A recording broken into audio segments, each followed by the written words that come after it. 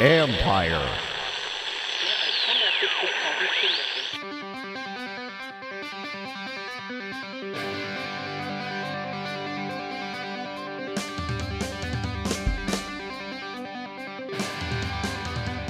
Welcome to the latest edition of All Caps with former Capitals defenseman Karl Osner. I'm AP hockey writer Steve Wino. Karl, a loss at Tampa Bay Lightning 6-3. Lots of shots without saves for the Capitals. Some inconsistency. They've lost, I want to say, 6 of 10 games. What are your thoughts on kind of the up and down here? I guess it's not surprising given how many injuries this team's had. Yeah, exactly. I'm not too surprised, and things have been a bit of a struggle. And Tampa comes into DC, and the Caps beat them 5-1. Pretty nice game for Washington. So you kind of expect that there's going to be something. I guess a little bit of a return, but the way 6-3 doesn't. I guess it doesn't look all that bad on paper, but with the way the game went, it wasn't great. Yeah, exactly. 4 first period goals for Tampa. 3 of them kind of right after the other, and I guess 3 in 8 minutes of the game. It's that's where it is right there. That there's a bit of an issue. They crawled back a little bit to put some goals on the scoreboard there, but not the way that you want the game to go there. And yeah, it just has been a lot of inconsistency, right? And this is, we've talked about the what is it, the American Thanksgiving timeline, right? Yep. That's where you want to see where your team's at, and obviously things are a little bit different because the season started a little bit later, so maybe it's pushed back a little bit further from. It's Christmas to me now. Yeah, it's more Christmas now, but you want to see the team maybe a little bit more in the mix than they are right now, and so it's a little bit tough to see. But I still have confidence in the team to figure some things out now. The teams are starting to come back to life, and the Caps specifically will have to battle maybe a little bit harder than some of them with the injuries that they've had. But it's been a little bit tough to see. Were you in the building Friday night for the Lightning game? I wasn't in the building. That was the most fun crowd. I'm telling you, man. That the game was fun. The game was juicy, and the crowd, you could tell, was a little liquored up and been having fun during the afternoon. But it was one of the more fun atmospheres I can remember for a regular season game. Really? I wonder what what the difference is. That's what you would like to have all the time. If sure. You can have, I'm telling you, it makes such a big difference on the ice when the crowd is into it. It's very clear on the bench when you're in a building where the crowd's excited and everybody's having fun versus one when it's the opposite. And it makes the game so much more fun to play, so much easier to play. And it's like I don't even know. It's like a fan lesson 101. If you can bring the excitement every single time, and even after a goal is scored against your team, and you can find a way to find the energy again, it just makes the building so much more fun to play in. And it's one of those ones where visiting teams will come in and be like, "Oh man, I love playing in Wash because the fans are always super engaged." And it's hard, I know, to always bring the intensity on the ice and off the ice, but it's really nice to see when a building's like that. Yeah, and it doesn't hurt when you got a goal scored 10 minutes in, crowd's kind of into it, and then they kill off a 5-minute match penalty. Sonny Milano scores right after. It was the play on the ice made the crowd improve. Yeah, exactly. So it goes both ways, right? Players have to be good, fans ideally would be good, and then you have the perfect storm. But that hit, I saw the replays of it. I didn't really see it live, but that's unfortunate.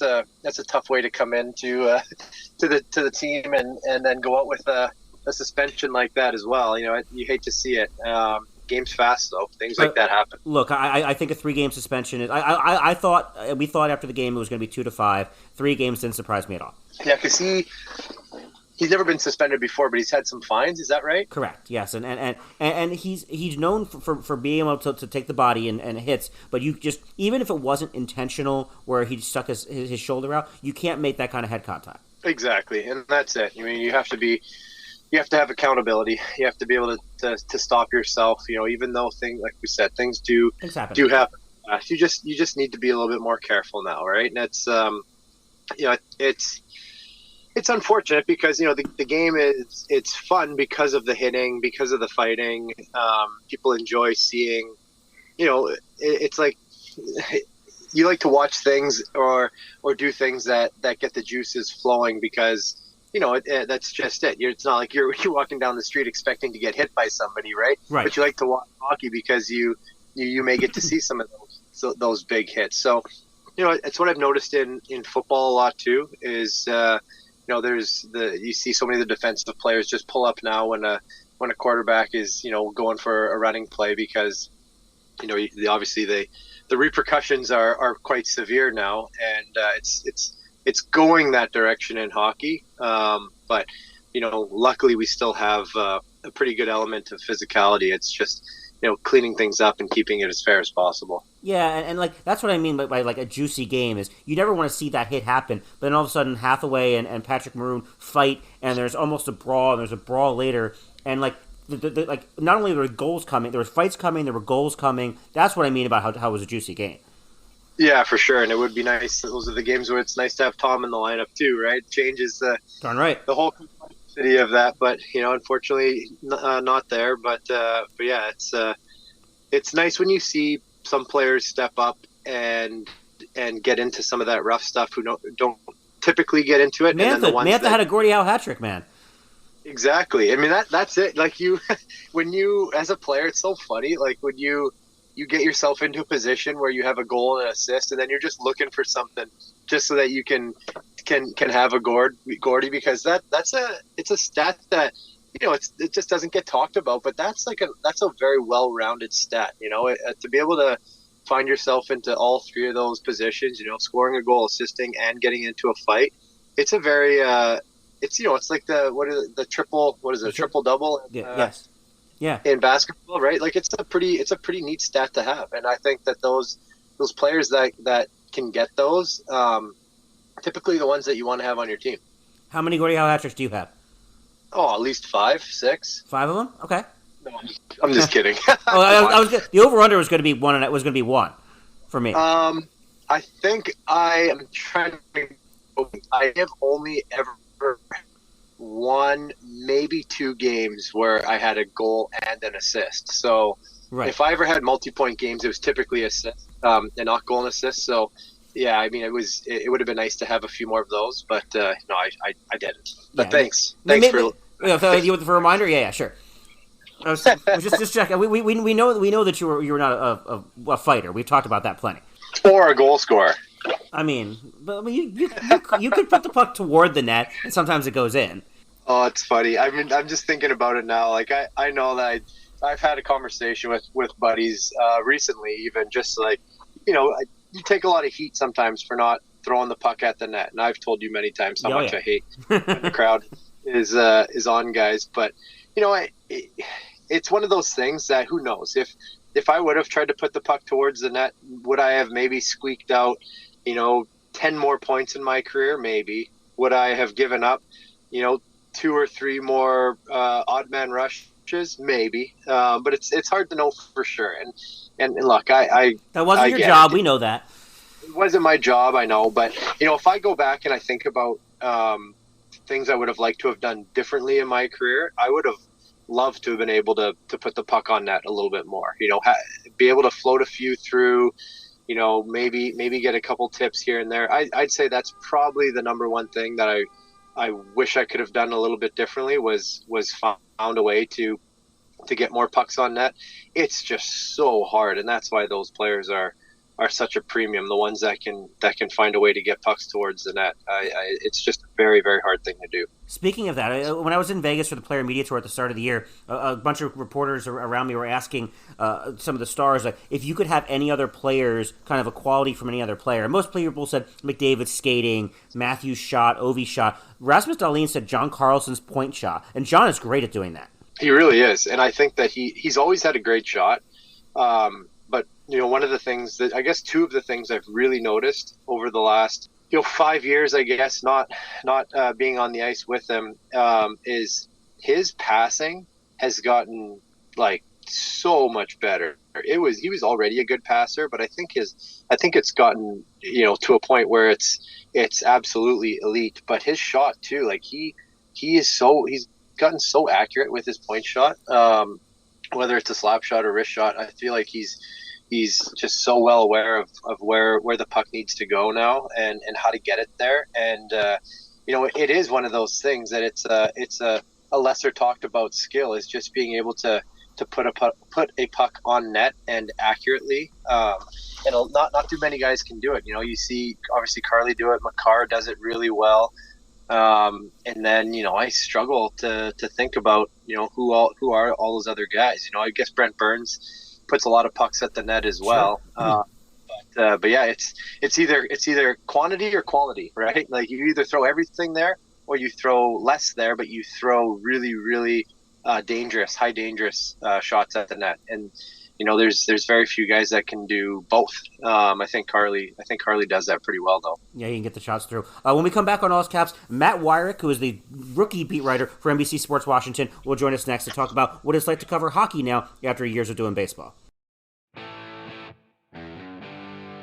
Welcome back to All Caps with former Capitals defenseman Karl and Stephen. I'm AP hockey writer Steve Weiner. We are happy to be joined by Matt Weyrich, the rookie Capitals beat writer for NBC Sports Washington. First of all, Matt, thanks. Welcome to the beat. Thanks for having us. What are your thoughts, I guess, so far? I know you've done nationals in the past in baseball. What are your early impressions on covering the Capitals and being around hockey now? What's up, guys? Yeah, thanks for having me, and thanks for the warm welcome. It's been fun so far, getting to know the sport. Hockey is a sport I really didn't start covering and following intently until around the time they won the Cup. I grew up in the area, so obviously went to a few Caps games growing up. And as long as you didn't yell "shoot" at Karl, everything's fine. Yes, I did not. I can safely say. But it's been fun. It's definitely a lot faster paced. I think that's the one big thing for me is baseball. It's a slow game. It's a game I've covered for a long time, very comfortable with it. But you're able to kind of watch things unfold in real time and react to them pretty quickly and easily. Hockey, you look down for 2 seconds and you feel like you've missed half the game. So that has definitely been probably the biggest adjustment so far. I'm curious, do you think, because baseball, I mean, there's so much analytics in baseball, stats are a big deal. Do you find that, say you weren't paying close enough attention to, the entire baseball game, do you think looking at the stats that have been broken down of a baseball game, you can get a pretty good picture of how that game went? Do you feel the same for hockey, or do you feel like that's a game that you personally need to watch closely just to kind of get a better feel for it versus checking out the stats at the end of a game? Yeah, I think especially with the StatCast numbers that have come out about baseball, I mean, you can look at the velocity of the pitch, the type of pitch, where it was hit, how hard it was hit, what the expected rate of catch was on the type of ball that was hit. I mean, even if you were everything, where data, I feel like in hockey is a little bit harder to find. I think you can overall kind of look at goalies' performances through the numbers a little bit easier because it's a bit easier to quantify. But with the forwards and following, how a play broke down and things like that, you really only know how a goal happened by watching intently how the play developed. Yeah, for sure. I think baseball tells an easier story of that. I'm curious, and Karl and I've did this podcast because we did this in the locker room for a decade. But dealing with hockey players versus baseball players, what is different in the locker room clubhouse sort of contrast? I feel like, well, for one thing, it's a sprint after the games in hockey. The locker room opens up right away. You're able to go right in. With baseball, I mean, we would go in and wait for 15 minutes for Davey Martinez to come out and then go into the clubhouse and probably another 15 minutes while guys are showering and you're standing there for 45 before you finally have all of your quotes. Where in hockey, you get everything within 15 minutes. So that's very efficient for sure. But as far as the players are, there are a lot of similarities. I think that baseball players tend to speak in a lot of cliches, and I've definitely seen a similar trend here in hockey. So trying to break through that level of questioning to kind of dig deeper and get more answers. I think as I kind of get used to being around these guys, talking to them a little bit more, maybe they'll open up more instead of kind of giving the company line from time to time. Yeah, so it's it's funny because you right away. Well, I mean, I could pick up which players listening to them the next morning on whatever I was listening to, NHL on the Fly or or TSN, whatever I was watching, which ones, just give the same old stock answers, and then which ones will expand a little bit. And it is nice to be able to find those ones, but I find that it depends on the team too. Like some of them, the members of the media, I noticed it here in Wash, where I felt free, that I could explain what was on my mind, and that it was going to come out that way, Sure. And then there's other places where you say it one way, and then it just fits into the overall story however it fits in, whoever's writing that story. I feel like the players here maybe have a little bit more freedom and feel like they have a little bit more freedom to say what's on their mind and what they want to say, because they know it's going to come out that way. I don't know how you feel, because baseball, as well as you do, when you're writing what you're writing in hockey. Do you feel like you use the quote that the player gives you to write your story a little bit more, or do you already have your story and then try to fit the quote into it, if that makes any sense?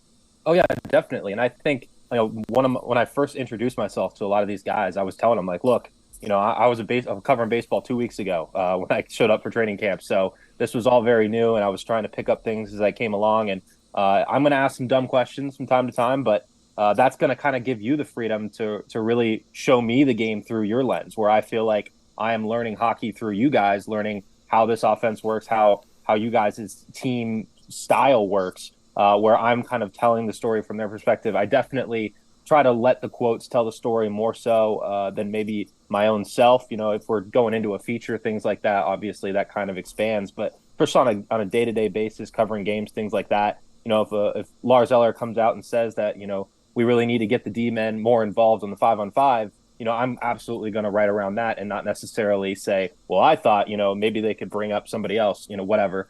I definitely have been kind of ceding to them as they are the experts in this field. Yeah, I think that's a great way to do it. And it's also cool to see how when somebody brings up an analogy, right, how they see the game too, because one person may see it completely different than the other one.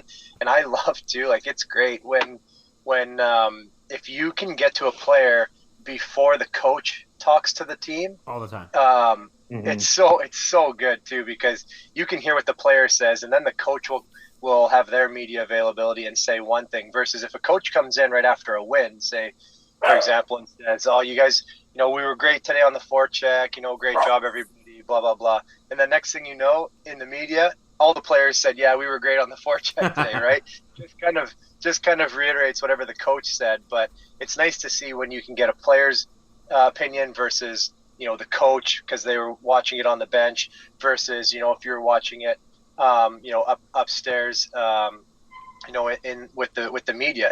It's different from all different levels. So, I love when you can paint an entire picture and have everybody give you their own analogies on how the game went too. What I always love to do, sorry to interrupt, Matt, is there would be times, like, especially when I was on the beat, Karl, where, like, I would see a game a certain way from up top of, like, this is my read on the game, and then go in and ask you guys about it, or ask Bruce or Adam Oates or Dale Hunter about it. And then the question was, do you write it how you saw the game, or do you write it how you guys saw the game? Because sometimes it's not the same thing.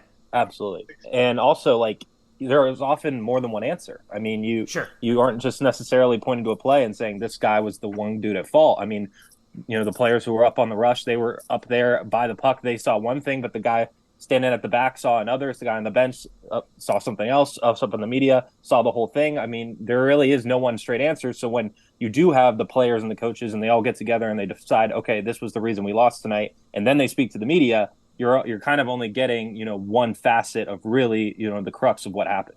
Yeah, and I think it's cool too, because it is good to take them all in. Because I can give you an example. There was a play that happened to me in Montreal. It was against Tampa, and a puck got cleared, and I think Kucherov had a bit of a head of steam, so he got to the puck first in our corner in the D zone. And last I checked, there was nobody really that close to us, right?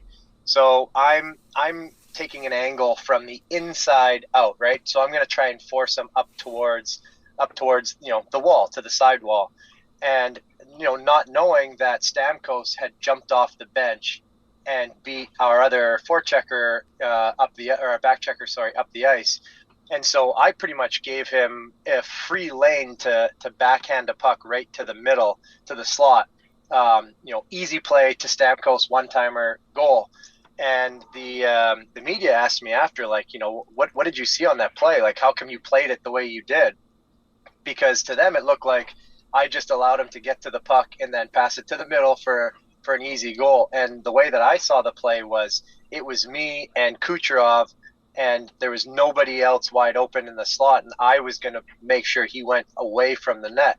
And just explaining it, the way that you guys would see it versus the way that you'd see it on the ice versus even just what was being said on the ice. It's nice if you can paint that entire picture. I know it's hard sometimes to get all the words into a story, but it is a very it's just nice to get everything as well rounded as possible. Yeah. Karl, you had a baseball related question for Matt, and then we're going to get to stupid questions.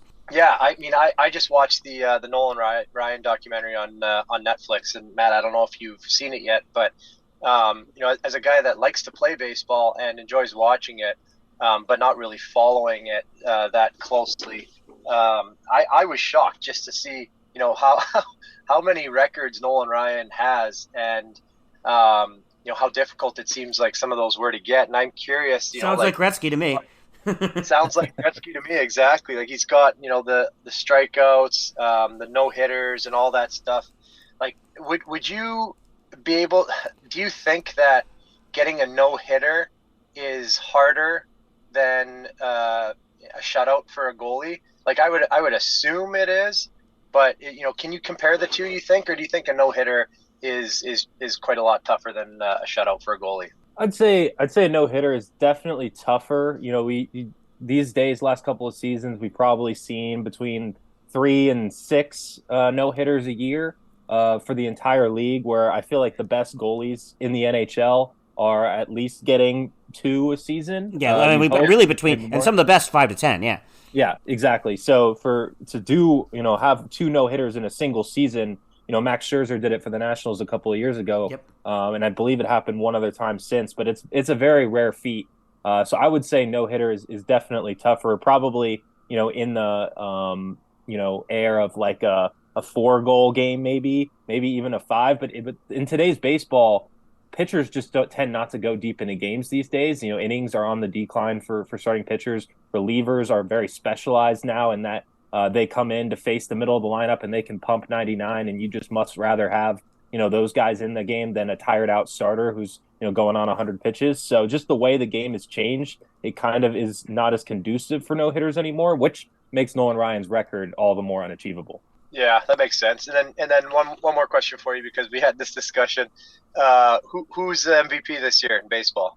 I would say that American League, I would definitely have to go Aaron Judge. I know Shohei Ohtani did what he did, being a fantastic pitcher, fantastic hitter. But Judge, breaking Roger Maris's AL home run record, and not just that, but you look across the board, he was just the outright best hitter in baseball by a wide margin. I think he absolutely deserved it, even with what Ohtani did. And over in the National League, I think that Paul Goldschmidt on the Cardinals put together a fantastic season for them. Him and Nolan Arenado, Manny Machado made for a very interesting race down the line. But Goldschmidt, I think he was kind of robbed earlier in his career, so maybe this is a little bit of bias because I felt like he deserved it at other points in his career. But certainly he had a good enough season to warrant consideration, so he would be my pick. Don't get me started on the Ohtani and Mike Trout and guys that are not on playoff contending teams being MVP. The V in MVP stands for valuable. So this is how I vote for Hockey Awards. Okay, before I get too fired up, when we come back on All Caps, Matt Weyrich will be the latest victim of Karl's stupid questions. Welcome back to All Caps with former Capitals defenseman Karl Alzner and NBC Sports Washington's Matt Weyrich. I'm AP Hockey writer Steve Wino. And now for our favorite portion of the show, Karl's Stupid Questions. Yes, it is our favorite for sure. All right, Matt, you know how this works now. So I got 6 questions for you. First question is, so you said you grew up around this area, so I'm seeing if my my armchair theory works. What scares you more, a tornado, an earthquake, or a hurricane? Oh man, that's tough. I would have to say probably a hurricane. We had more tornado drills as kids that we had to prepare for, but hurricanes that did make it up here, I think we had two that knocked out power and stuff, so that they had the most lethal of consequences, I guess. So I'll go hurricane, though tornadoes we were definitely more prepared for. How can you be prepared for a tornado? You're going to lie under your desk? What are we doing here? Yeah. I think we put hands and knees, and they always said to lock your fingers over your neck to prevent shards of glass from catching you there. I don't know how effective that would be for like my 8-year-old hands, but that was at least our strategy. Oh, that's hilarious. I don't think there is really any preparation except for get into a shelter and lock the door. Okay, number 2. If you could have the exclusive from anyone, the tell-all exclusive, let's go with just living people. Who would it be? Tell-all exclusive, just living people. I would have to go. It's baseball, but Tom Verducci, who has been covering baseball, Sports Illustrated for going on decades now. I've had the chance to talk to him once or twice. He's a really interesting guy. I like a lot of his takes on the game, and he was also somebody who got to go through Blue Jays spring training as like a pretend player. And I would love to just hear like they had signed him up to go for like a week or so, take batting practice with the team, practice, all that good stuff. I'd love to just hear all about that. That seems like one of the coolest things a reporter could do. That's pretty phenomenal. Actually, I would love to see that more often. I think it'd be a great thing to do. Okay. Yeah, maybe we can work that out with the Caps so I can suit up. Do you think you could hang? Do you think you could skate out there? Absolutely not. No doubt. I've skated maybe 3 times in my life, so it would be pretty bad. Oh, that's so funny. Okay, this is a question that I don't know that there is a right answer for it, but we were just talking about it yesterday. Is do you think there are more eyes or legs in the world? I've heard this debate. I will go with legs. Because if we're talking centipedes and millipedes, you guys know how many of those there are in the world? I mean, we're going on like billions. So ants too. Yeah, I'm taking legs for sure. So that's what I said too. But then I was told, think about the ocean and how many fish are in the ocean, and there's 0 legs. And I was like, it's a good point. But I still feel like there's way more ants and that stuff, but I don't know. I just for some reason I find it fascinating, and I think I would just love to know if there's any way we can figure that out. Wino, what do you think about that one? This is a good one. I do think it's legs. I even with the fish and all that, I think there are more insects than there are fish. Okay, because we're also, what about snakes too? Oh, don't bring up snakes. Oh man, it's not snakes. Don't bring up snakes. Anything but snakes. I know, I hate snakes. Oh man. All right. So okay, we're Thanksgiving just right around the corner.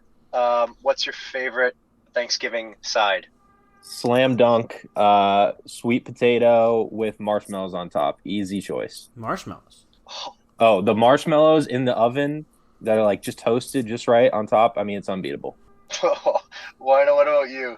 You know what? I mashed potatoes are usually my go-to. As I think stuffing is number 1, and I know I guess some people call it dressing when it's not actually inside the bird, but whatever you want to call it, stuffing, dressing, a little bit of sausage in there, it's perfect. Okay, all right. Well, I'm gonna have to disagree with both you guys on that one, but that's a different debate. We're gonna have a couple more shows before Thanksgiving, so we can get into this. All right, fair enough. Okay. What's an appropriate date to start decorating for Christmas? Oh man, don't ask my fiance because she's already started decorating our apartment. But I would say the week of Thanksgiving. Like I think as a kid, the Black Friday, we would always go up in the attic and pull down the Christmas stuff. So by the end of that weekend, with Thanksgiving being on a Thursday, our stuff would be up. So I would say right around Thanksgiving. If you want to do it a little bit ahead of time, maybe you're not hosting for Thanksgiving and you want to just get started, I respect it. But you can't host a Thanksgiving party and have Christmas decorations up. I think that's wrong. I think that's a very fair answer. That's the correct answer, yes. Yes. Okay, last one is late night snack. What do you have in late night after a game is finished up and you're kind of writing away, still kind of pecking at something? What are you going to grab? Usually it's cereal. I'm a big cereal guy. 1% milk. I'll go Lucky Charms. Sometimes go for the healthier stuff. But I think I used to have it like every morning, and I've kind of got away from having it in the morning. But I'm still addicted enough where I got to have at least one bowl a day. So I'll probably have it at night more often than the morning now. Nice. Wino, do you remember who also said cereal? Was that Scott Abraham? It was TJ and Lenny Oshie. Yes. Hey, okay. Give me a little ammunition to use in the locker room later. Good to know. Yes. Well, theirs I think was specifically for breakfast, but cereal any time of the day counts, I think. So I'd say you're right on par there. Okay, that's 6. Let me quickly add these up for you here. See if we're the same there. The Hurricane, Tom Verducci. Okay, really like the Tom Verducci answer. That's a pretty cool one. That brings you up to 225.5 points. Does that beat? Right. Please tell me that beats JJ. Sorry, JJ. I have to check. It ties Dennis Weidman. I see there. It does. Yes, it does. All right. So you got your bragging rights over your colleague there, Matt. I can hold that over him. Awesome. Matt, thank you very much for joining us on Allscaps. Absolutely, guys. Thanks so much for having me. Everybody, thanks for listening, and we'll talk to you later in the week.